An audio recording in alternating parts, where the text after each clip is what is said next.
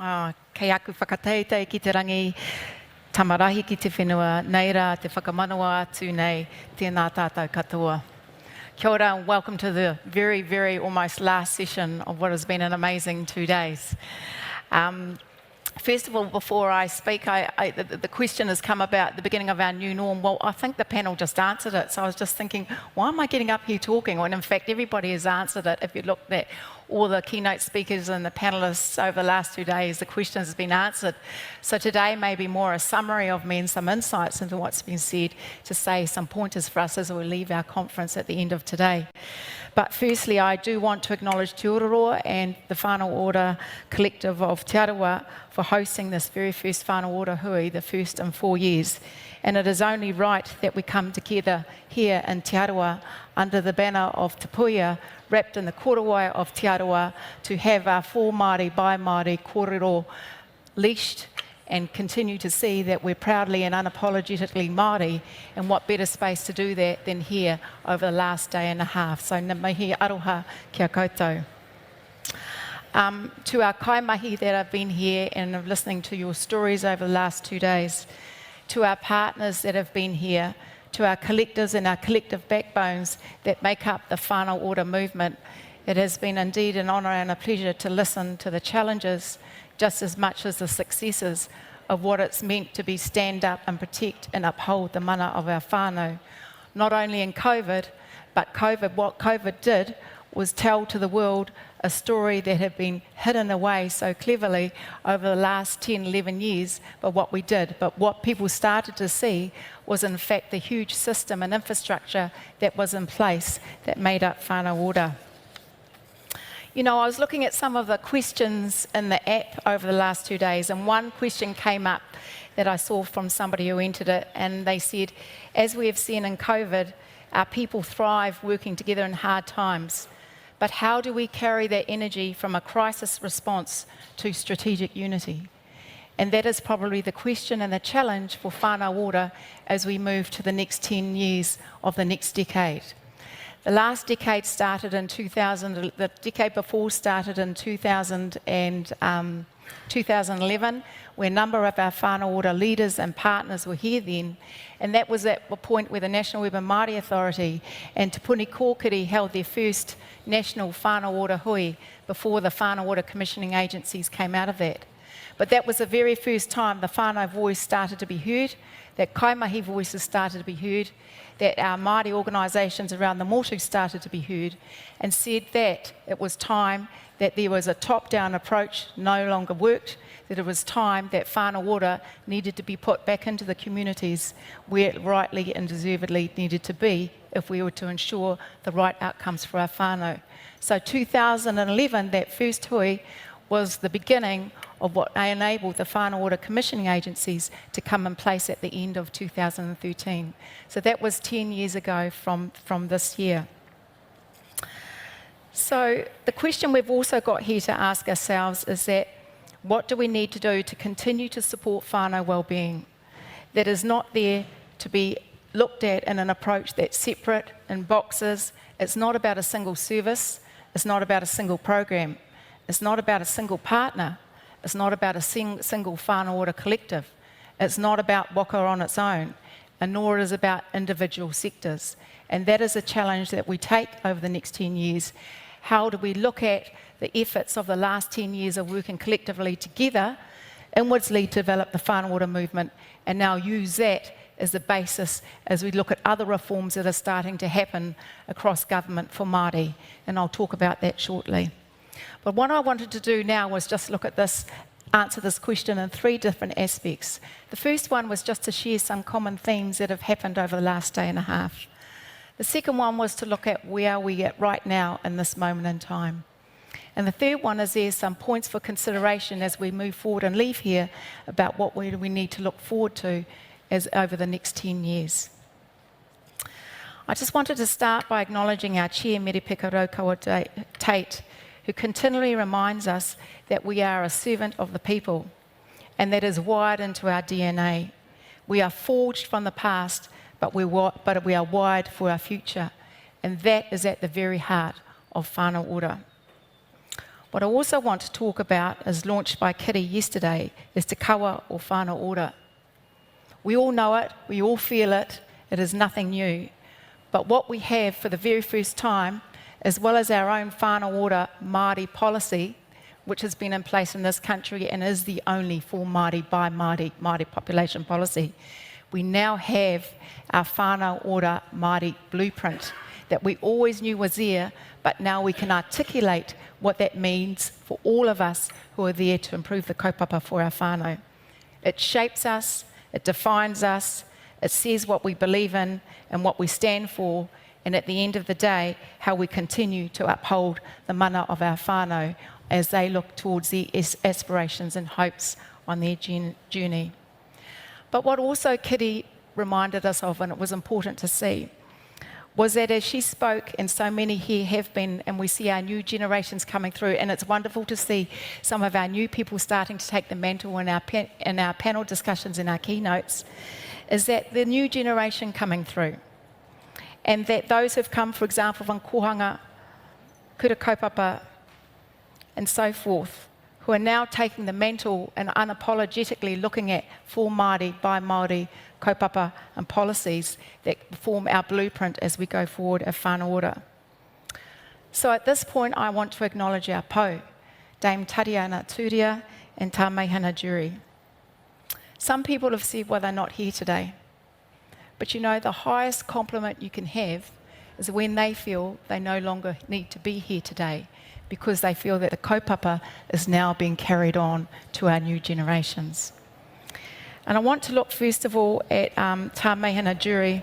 It was in the early 1970s that Te Whare Tapawhā came into being. Te Whare Tapawhā, if we look at now, was the beginning of our whare for putting in place our mātauranga Māori about what Māori well-being is. Te Kawa o Whānau Ora is a milestone for us, because it now takes us on a significant, the most second significant journey from moving to Te Whare Tapawhā as the skeleton to now starting to put the po in place for Te Whare Tapawhā and the next step of our journey as Whānau Ora. I also want to acknowledge Dame Tariana Turia, because she fought like anything to make sure that Whānau Ora is a for Māori by Māori policy. Whānau Ora must have at the heart not what agencies, not what funders think, but that we're here and we're accountable as a servant to our people to the outcomes that whānau achieve. And through Tariana's approach to that policy came into being the Whānau Ora Māori policy, which is indeed the foundation of our whare that we continue to build on. So the work of our tūpō is acknowledged by the mahi and the work that has come through over the last 2 days. No longer do they need to stand at the front with the next step, because quite rightly they're able to see that the mahi is now being carried on by our next generations. And those two things are so significant as we go forward in Whānau Ora.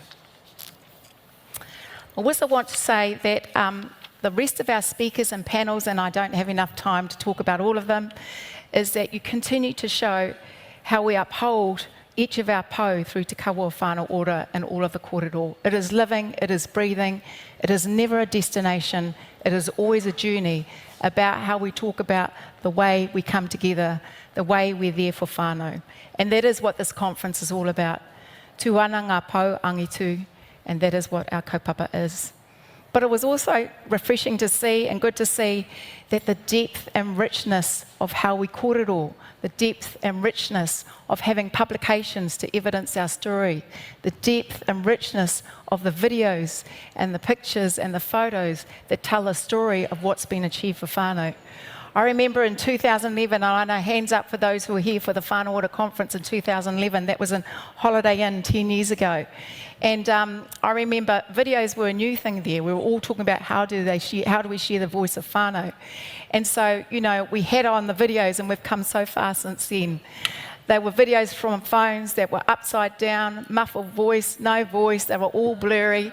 And look how far we've come when we see the tremendous professionalism and just the nature of the publications and how we can richly tell a story, but also richly tell a story through data. And I want to talk about that shortly. I'm going to move a little bit on from what we've seen over the last 2 days to actually talk about where we're at now in Whānau Ora Commissioning Agency and our movement. And a number of our leadership, a number of our kaimahi, a number of our partners and collectives have talked about this for the last 2 days, and that is ngā tini whitu. Ngā tini whitu, to give a context for some of you and you, was actually a pilot. Right? It was a pilot that enabled us to get funding from multiple government agencies. For the very first time, we were not constrained. We were able to take that funding, give it to collectives, who could give it to partners to say, what can we do on an aspirational journey? How can you use the resources to help our whānau? Now, this is actually the first ever in the public sector, and I don't think that's recognised. Never before has there been integrated funding from Te Puni Kōkiri, Oranga Tamariki, and believe it or not, ACC, who each put vote funding together to fund the Whānau Ora Commissioning Agency to achieve outcomes for whānau. So ngā tini whitu was an extremely important pilot because it showed very much at the heart of Whānau Ora that we can take integrated funding, we can deliver on your outcomes, but far more deeper than that, we can deliver to our whānau in a way that we could never do if we only have funding from one sector. And what that meant was that while we had funding from OT and ACC, who at the beginning said, OT said, well, you're not doing early intervention, but we want to make sure with this funding that you will be able to stop any whānau from knocking on the door and walking through the door of OT. ACC said, we want to look at injury prevention messages and how you can get whānau to give those injury prevention messages. TPK and their thinking said, we want to look at resilience of whānau and have a program that's built for resilience of whānau. Well, all of you just went over and above and beyond, because that is what we're able to do when you're given funding and put it in a way that makes sense to you. You redefined what knocking on the door meant for OT. You redefined how working with our whānau meant, yes, working with our whānau who are just about knocking on the door of OT, and not one single whānau ever went through the doors of OT on our ngā tini whitu program. But more fundamental than that, you understood that economic security and prosperity is key, and that we cannot just look at knocking on the door of whānau. We have to take a multi-intergenerational approach and work with whānau so they're secure income, have their own businesses, have income, so that 2 generations down, their mokopuna are never ever knocking on the door of Oranga Tamariki. So there were some exciting insights into that. ACC injury prevention, as we'll share in our reporting, what they traditionally thought was injury prevention and the Māori worldview of injury prevention was totally different. So every single one of those 800 whānau all did injury prevention and all had strong whānau leadership, but in a totally different kaupapa Māori view of what injury prevention means to us. TPK once again looked at resilience about telling us what the program is. No. Resilience is a transformational journey from whānau who are in crisis to averting crisis, whānau to getting to stability. Once are stable, how do whānau become resilient? But not only that, in ngā tini whitu, whānau are resilient, how do they stand up and be the leaders of their own whānau? And when they're the leaders of their own whānau, how do they stand up and be the leaders in their own communities, hapu, iwi and hapori? And that was what underpinned ngā tini whitu as well. So when you integrate funding together, Whānau Ora, hands down, can show a totally different approach, model and way of how we can deliver outcomes across sectors. The other thing about ngā tini whitu, what would have driven a lot of us crazy in the beginning, or all of us crazy, is that we could take a fresh look at how we collected data and how we told the story of data that made sense to our whānau. A lot of you who have been involved with ngā tini whitu project meant we went back to A3 diagrams, and you will see some of those on there, and we did Canva approaches. So we had Canva type of stories, telling the story of data through pictures, and in fact some of those are really important, I'm going to share shortly, because that's going to become the business model of Whānau Ora Commissioning Agency. The system must always come second to the way we collect data. But more important about this shift in data transformation, the way we collect data, is for the very first time we're able to undertake wānanga wānanga kaimahi with what that was achieved with whānau, partners being able to wānanga with kaimahi about what they achieved for their partnership, collectives then for the very first time having wānanga with partners together with a waka backbone to say what is the whole story happening across the whole collective, and then waka backbone then having 3-day wānanga to look at all the collective information to draw out the insights of the total movement of what was the change happening. Never before have we been able to do that, but for the first time we're now able to evidence a whole system approach to reporting in a way that makes sense to whānau. But not only that we have a 360-degree circle and our relationship managers are able to feed that information back to you in a way that makes sense to you to feed to your own organisations. One last thing about Ngā Tini Whitu, and while it was a pilot, we want to share something that we're hoping to release at the end of November. Never ever before has the government yet in its reducing child poverty indicators been able to demonstrate how we're reducing poverty for Māori. With our research team who are quietly on the side there, who are writing up the outcomes and reportage from this hui today over the next 2 days for publication, they are working hard now as a result of all your reporting. I'm really proud to say that the Whānau Ora Commissioning Agency will be releasing a report at the end of November to show how through Ngā Tini Whitu, every single one of those 800 whānau, we were able to reduce child poverty. No one else in the government, no other organisation, no other entity, no other movement can demonstrate indicators in reducing child poverty. So I just want to take a moment to thank you all to understand sometimes you don't see the fruition of your results when you're working on the front line, but when you have a movement that can combine all the data, all the information together, there is a magic there. And there's a magic that starts to be the basis for our next 10 years about telling a bigger story about when you work together, when you have a common shared agenda, you're able to tell something far more significant that one organisation, one sector cannot do.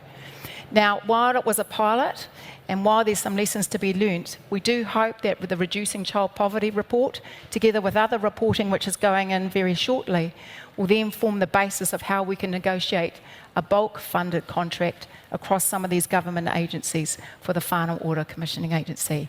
So the work that you have done, you will be looking inwardly at what you can do yourselves, but it is significant. There is nowhere else when they talk about collaboration, cooperation, collective impact, integrated funding, what does that mean? It is Whānau Ora, once again, that has tested the time and being able to show without fear or without favour exactly what we're able to do for achieving whānau.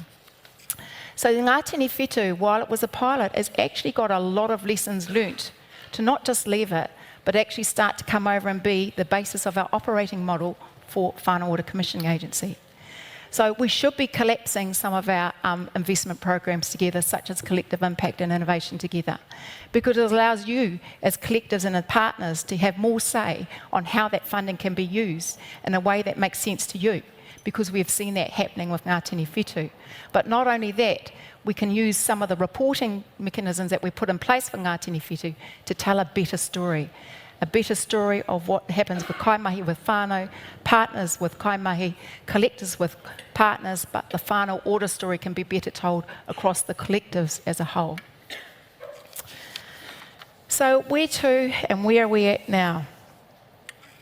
One of the things for us in the Whānau Ora sector is that it's taken 10 years to understand how we work collectively together, and some of us are still getting there slowly. I remember in 2014 when we launched the Whānau Ora Conference, we had a number of Whānau Ora partners that came to the first conference who were to be Whānau Ora partners.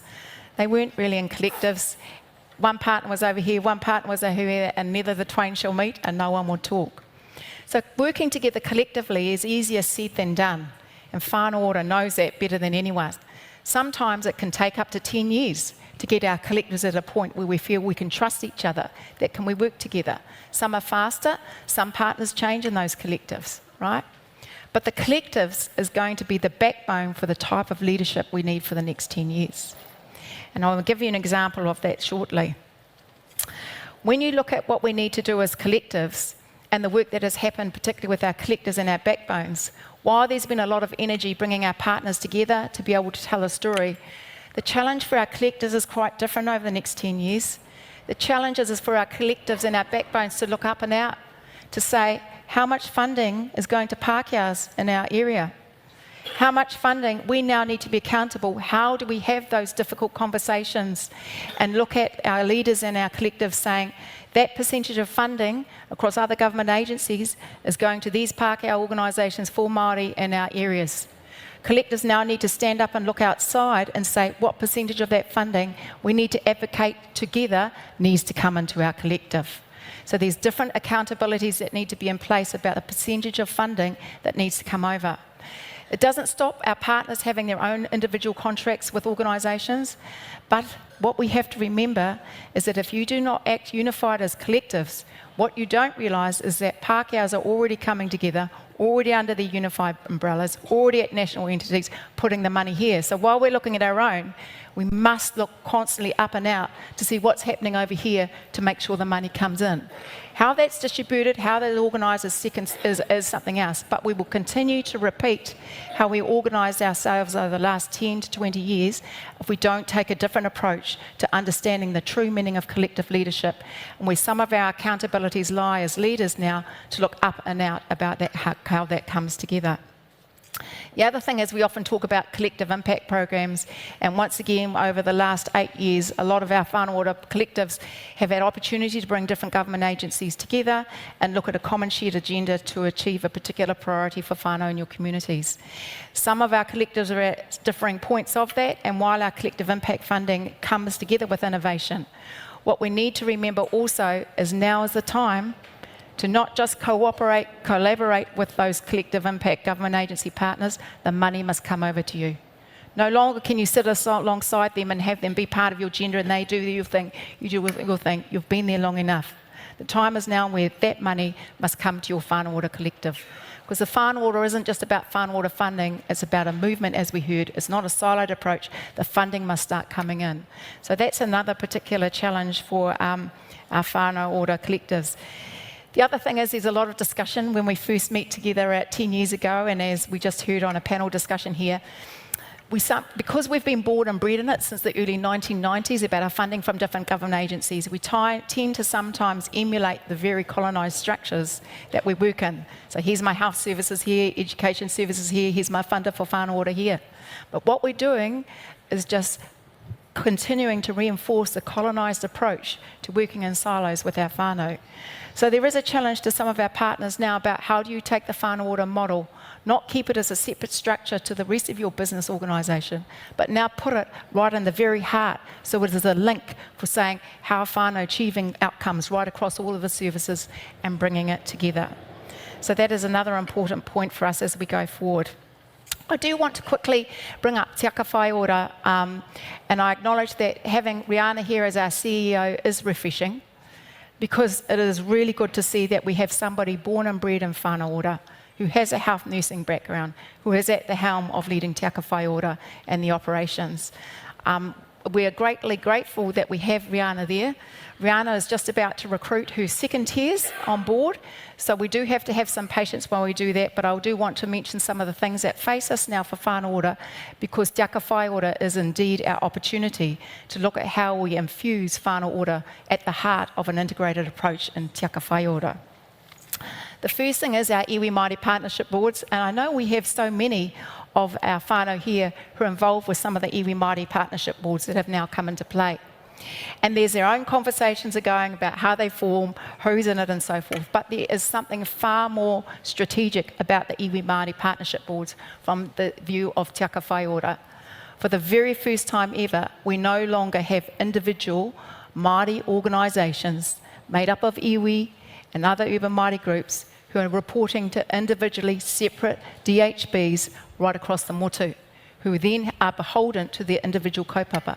For the very first time, the power of the iwi Māori partnership boards is that you imagine that voice when all iwi Māori partnership boards come together. And that is what is needed to be the backbone of Te Aka Whai Ora, to be that voice, to say what the priorities are, to know that we won't be fighting against each other, and we need to ensure that we have that strong voice there to say this is the for Māori by Māori way. So the type of leadership they'll be looking for in the partnership boards going forward is a very different one. Because in the 1990s, for those of us who were there in the 1990s, when we got our funding from government agencies, it was about holding on to that. You know, we used to set up corporate entities for our health organisations, keep us separate, and funding there for social services, and you just got to hold on to it. But the problem is, if we continue to do that in the next 10 years, we'll continue to replicate, once again, the very silos that have been there. It's time for a different leadership. It's time for understanding that when we have iwi Māori partnership boards, the strength is not about one iwi Māori partnership board. The strength is the total iwi Māori partnership boards coming to be the māngai, the voice for te aka whai ora, coming to be there to say, because then you know that when we're in front of the government and the government voice, they cannot pick each of you off individually. The voice is there, the people have spoken, and this is the way it's going to be. And that is really important for Rihanna and the board as a backbone to understand even more strategically the role of the iwi Māori partnership boards. The iwi Māori partnership boards will need to find their space and their voice and their capacity, but as we know from Whānau Ora, when we had the hui tūhono 18 months ago, our data team shared with you some of the realities of the type of funding that's going to Māori organisations in different regions. Point something of a percentage of the total Māori health vote. So the iwi Māori partnership boards, while we're inwardly looking at who's on it, these are a far bigger question. It's about where is the money from Pākehā organisations who are funded to do Māori health outcomes, must be the māngai, must be the voice, must advocate harder for the resource to transfer over to for Māori, by Māori. Te aka whai ora cannot do it on its own. It must be iwi Māori partnership boards have a real leadership role in doing that. Or once again, we tend to focus on this area here, while all the pūtea goes that way. There is money here, there is money in the system, but we have a wonderful opportunity now to be a voice like no other before. And I look to Whānau Ora collectives, because you understand the value of collective leadership, you understand what it takes to be collectives, you understand when we've had these last 2 days together, when you bring every single collective together, it's a voice like no other, and that came through in the COVID response. Also, I want to talk about what Rihanna brought up. There's a wonderful opportunity for Whānau Ora again and to our leaders of our partner organisations. She talked about the fact that we've got an opportunity to look differently as a result of COVID. For those of you who have Māori health provider contracts, not just accepting the status quo that these are my individual contracts, these are what I'm here for. You all have 10 years of rich data, rich experience about how to report on outcomes that matter for whānau and how to report on health outcomes that matter for whānau. So rather than wait, why are we waiting here? Where's the opportunity to start putting together how you're going to look at your individual contracts, how you're going to collapse them together, how you're going to look Canva type approaches in reporting, so you report on outcomes that matter for Māori and wellbeing going forward. So while we're talking about waiting for the reforms, there's actually a lot of opportunity and things that we need to do ourselves in order to take up the opportunities that afford us. So probably, I know I'm going on too much and I think I've got a couple of more minutes to speak. As we said before, what a movement is this movement, is when whānau are the heart and centre of who we report to, who we're accountable for. Around that is partners who report to kaimahi. Around that is collectives who report to partners. And around that is the Waka office, which reports to collectives. Now, it's that whole system which becomes the for Māori, by Māori movement. In no way does it take away the mana of what kaimahi do on the ground, partners do on the ground, collectives do on the ground. But understand it's coming together that really makes a difference of expressing our for Māori, by Māori kaupapa for Māori. So the question I go back to is that how do we carry, and it was in that energy from a crisis response to strategic unity. As I've just said, some short insights, we have it all. We have it all there. We actually need to look outwards now about how we use everything we've done in Whānau Ora and use that base to move forward, to look at other sectors, other approaches to coming forward. In 10 years' time, everybody should have Whānau Ora as their total worldview, and that all the sectors are integrated into our whānau approach and models, and that Whānau Ora is the heart of understanding that we've got seamless outcomes from whānau that come across from different sectors, and we continue to develop and progress our own for Māori, by Māori models. So that is just a summary for me today of a little bit of the kaupapa for us going forward. There are a few challenges going forward, and a few probably talking to ourselves in the mirror about the type of leadership we've had and actually what's required for going forward. But we have every confidence in everybody here that it is the Whānau Ora movement that truly is a flagship for how we go forward and take advantage of some of the reforms that are coming up. Nō reira, tēnā koutou, tēnā koutou, tēnā koutou katoa.